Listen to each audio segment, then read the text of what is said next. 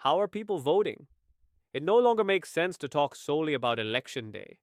Tens of millions of people have voted early by mail or in person, thereby avoiding long queues, potential bad weather, or other inconveniences.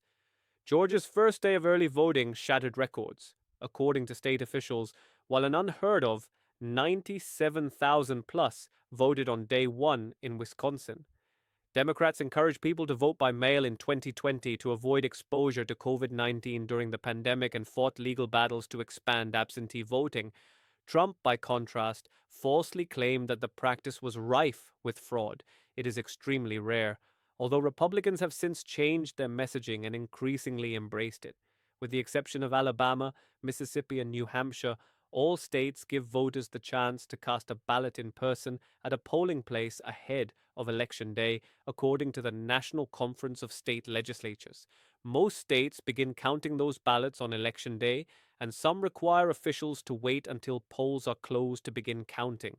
Some states offer a version of early voting called in person absentee voting, in which a voter can obtain and submit an absentee ballot in person at a polling place before Election Day.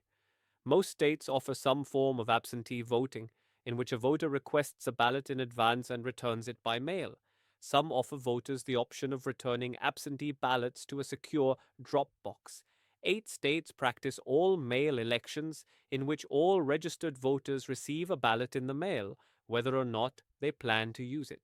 Federal law requires states to send absentee ballots to military voters and voters overseas. Most states allow officials to immediately process absentee ballots, but some require them to wait until Election Day to begin processing ballots, which can slow the release of election results. On Election Day, which is the 5th of November this year, everyone else goes to polling places to cast their vote. Once ballots are tallied, results start being released.